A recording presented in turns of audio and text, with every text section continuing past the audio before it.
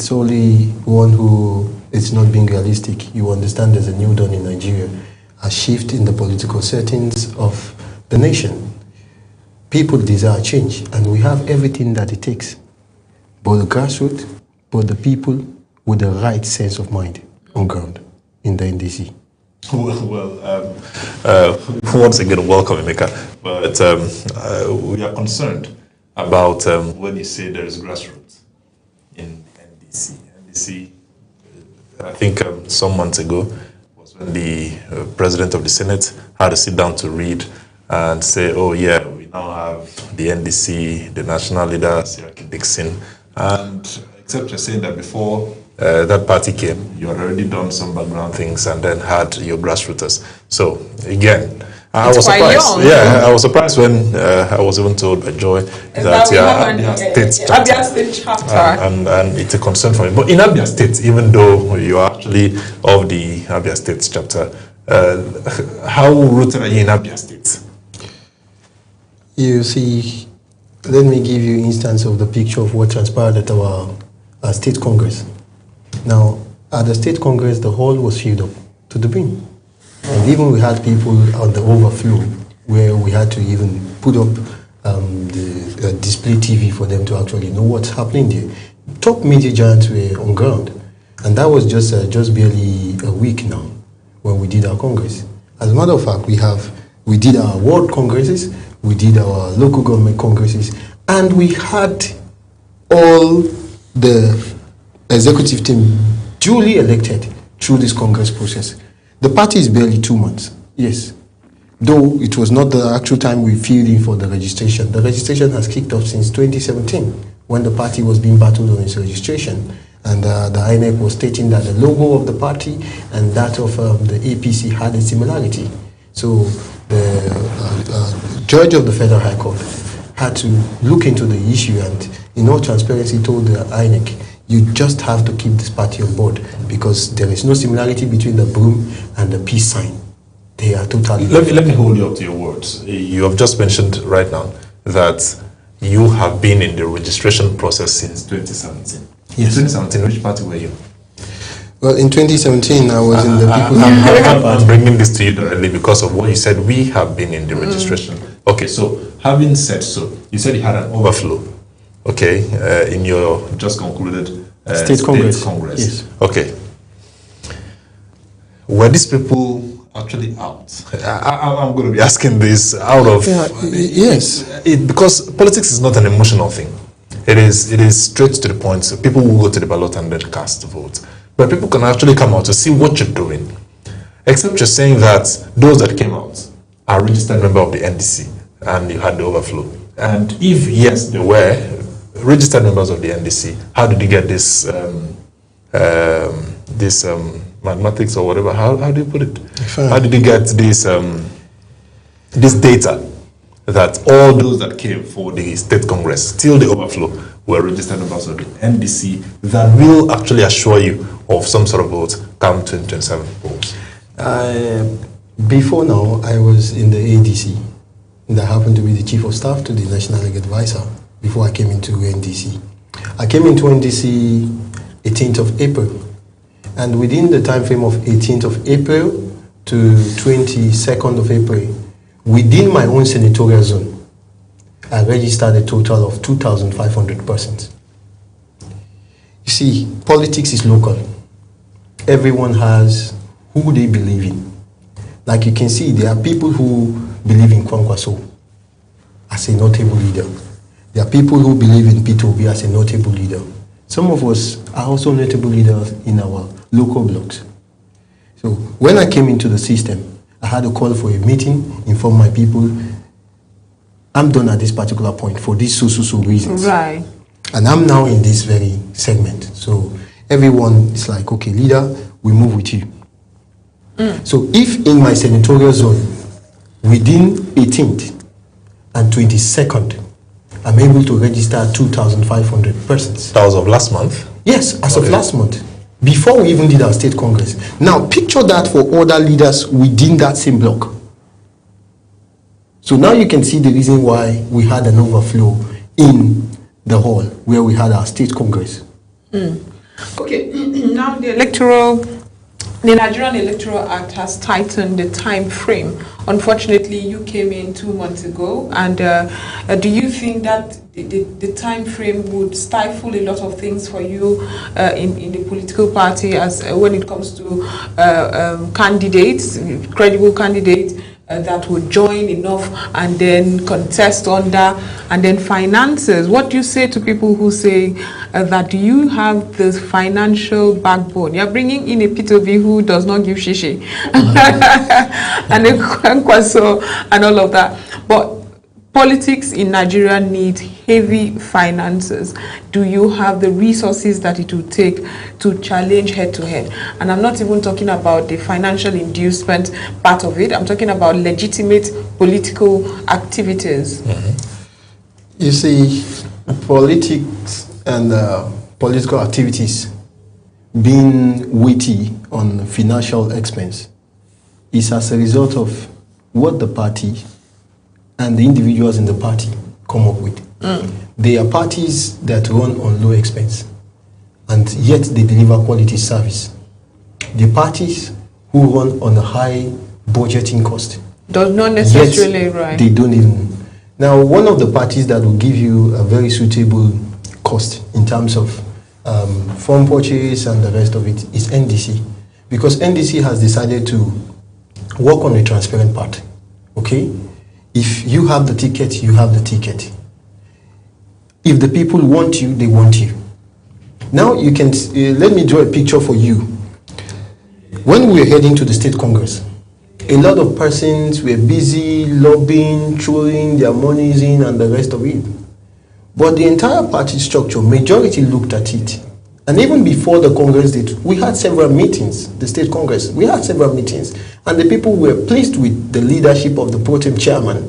And that was why, during the State Congress, a lot of leaders raised motion and said, we are moving a motion that the state pro tem chairman should be returned as the duly elected Congress chairman. Okay. And they had a seconder. A lot of people were even struggling to second. Because when you put up your leadership qualities and we look at your antecedents, people can be able to tell who is who. Now, the only problem we have in Nigeria is that we have decided to deceive ourselves. You know, the former president, President Goodluck Jonathan said, it's easy to wake a man sleeping than the one who is pretending to sleep.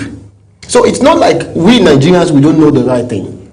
But some persons just decided to deceive themselves. So that was how the duly elected Congress chairman of Abia State came on board. Because people read his track records, others that were busy lobbying, giving the people monies at different hotels and this and that, they were disappointed.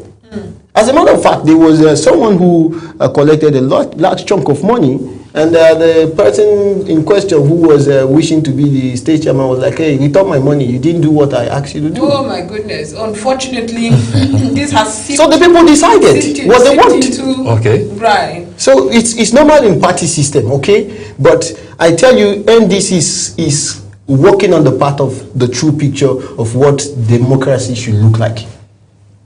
And I want to hold you up there because I think some time ago, Joy, we discussed about the ideologies of parties in Nigeria. And this has actually gotten us to where we are today. So, big one. What is the ideology of the NDC? Or just...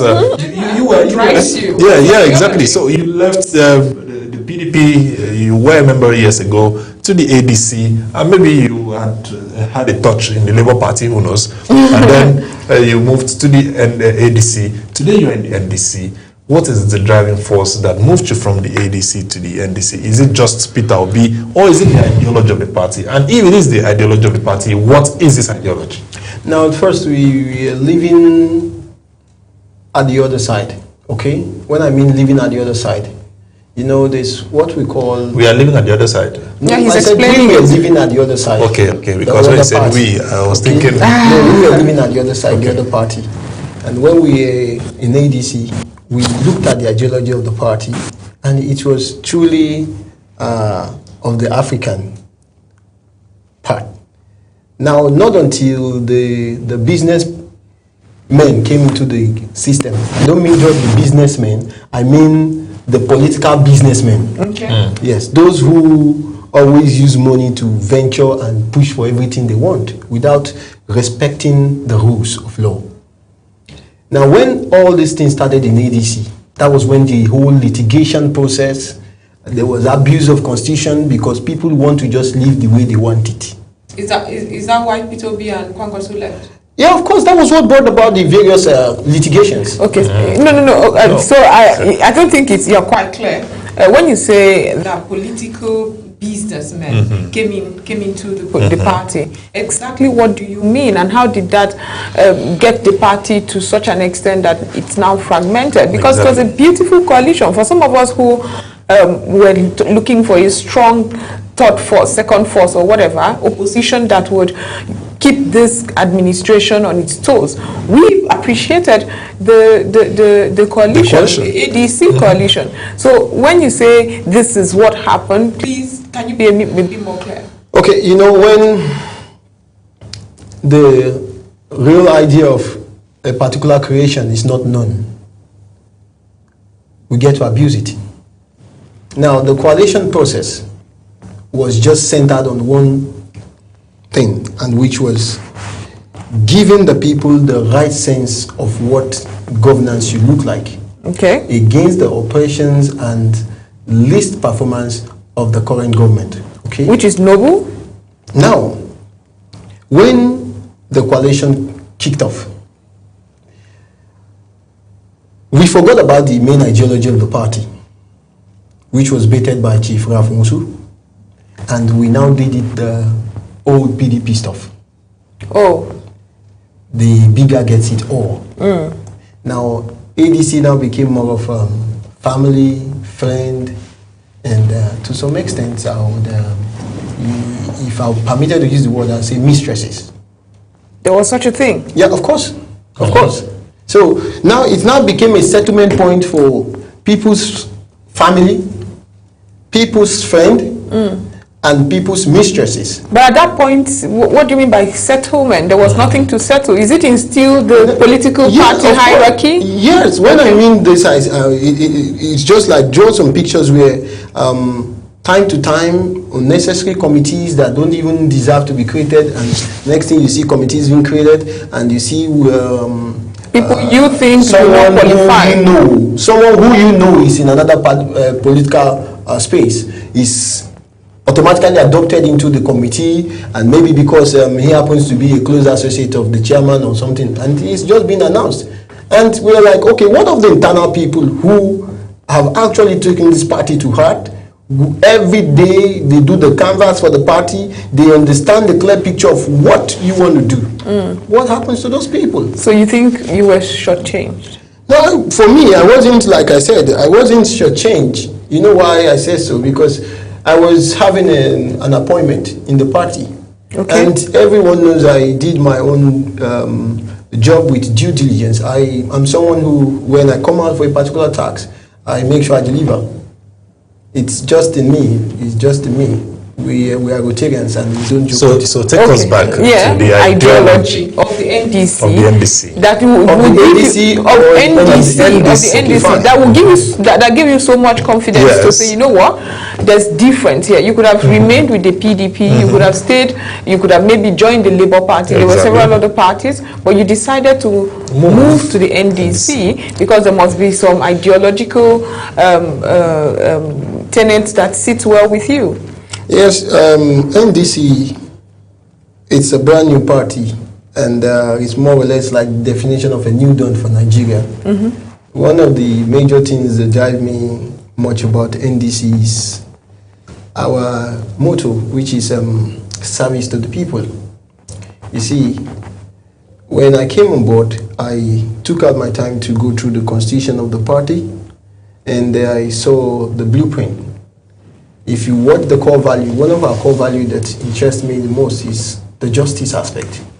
And they have been able to fulfill that part. Like, we had series of cases where some persons were feeling it's all about the money bags, and they came in to come and perform the same magic they have been doing in PDP and the rest in NDC. And trust me, the national chairman and the secretary were like, no, committees, and they created a committee to look into that very issue. And I'm telling you without mixing words that the ordinary man was listened to. You don't need to have a surname in NDC for you to be paid attention to. It's a new party. They need to feel. They need to feel in spaces. What is in place that makes you feel like this? Because there will also come a time when this leadership will now show themselves. For now, it's a come one, come all. You don't even have a lot of time. So while it's a new party, it's something to expect, of course. That's the problem here. We mix the reality with what we think the emotional part.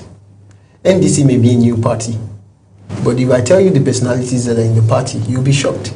Now, if we have personalities of former reps, former senators, serving reps, and the rest of them, and you, the common man, is still being paid attention to, let's look at that part. Okay. The senator, for you to even be a senator, you have your grassroots supporters. Unless you're moving to NDC, they are moving along with you. But we are telling you of a common man who has no godfather and is still being paid attention to on his complaint. That's the ideology that you... Justice. Okay. So, well, I mean, unfortunately, we don't have a lot of time. So, strategies towards 2027.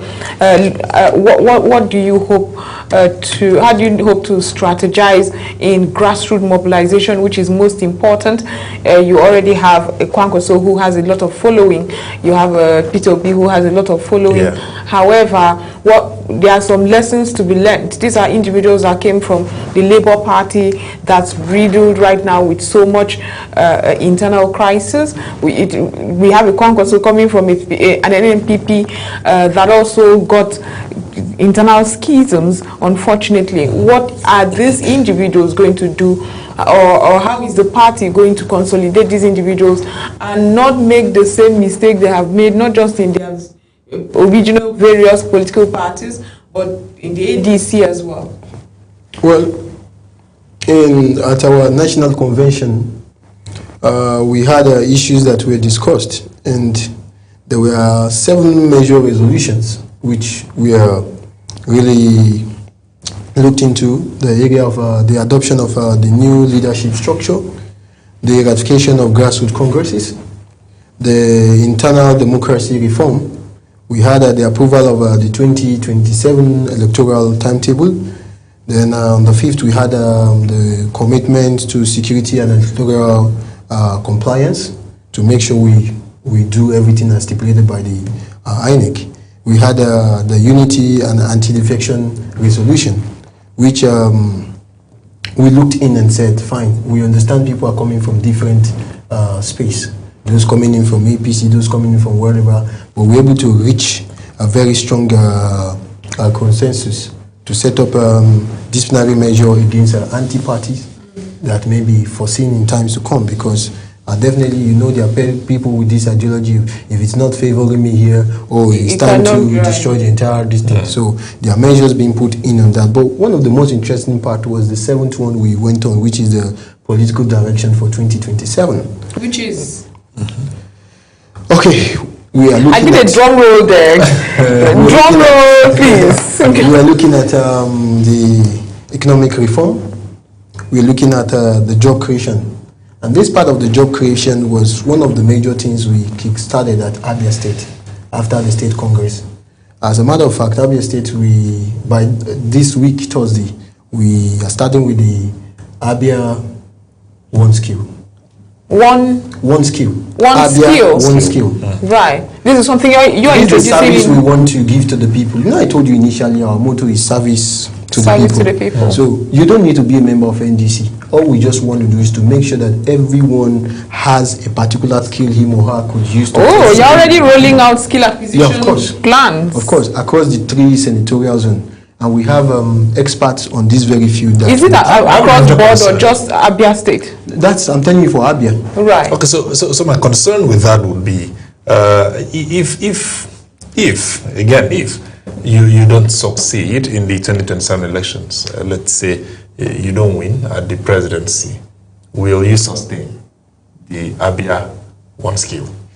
Because it's sounding more like it is actually a campaign process. First, we will win. Right. Okay. We will win the 2027 presidential election. And why I'm telling you this is because, you see, you are dealing with top professionals in the game. And once beaten, you hear the word twice, and there would not be a second defeat, but rather we will defeat every other party at the polls, because the people are yearning for change, and the people have seen that clear change they actually desire. The man called P2B is not just about P2B himself alone, but it's about what he represents: transparency, which is part of our party ideology. Okay, he represents that transparency. The man P2B has never been unfair to anyone. Go and To the best of your knowledge. Go and verify. To the best of your and knowledge. that's still the part of justice. So now, when you talk of the 2027, I said something clearly. I said even if the whole governors defect to APC, we are not worried about that. Right. Now the election of 2027 will be the will of the people versus the will of those against the will of the people. Right. Unfortunately, we really have run out of time. I wish we could explore this even more.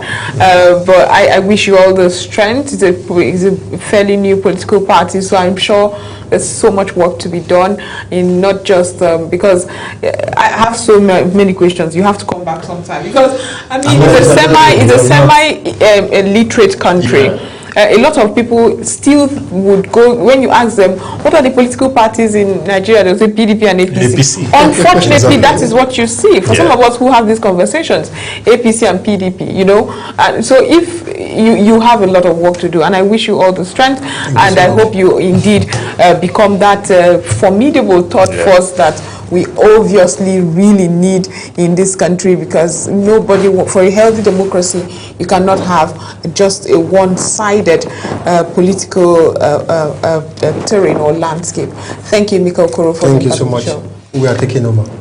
Okay. I think I keep enjoying the aspect where it says we must or we need. Right, and this is where we end today's edition of RAZEP Africa. I've had a wonderful time right here discussing the National Democratic Congress and its strategy for 2027. Till next time, I am Joy Asmayeng.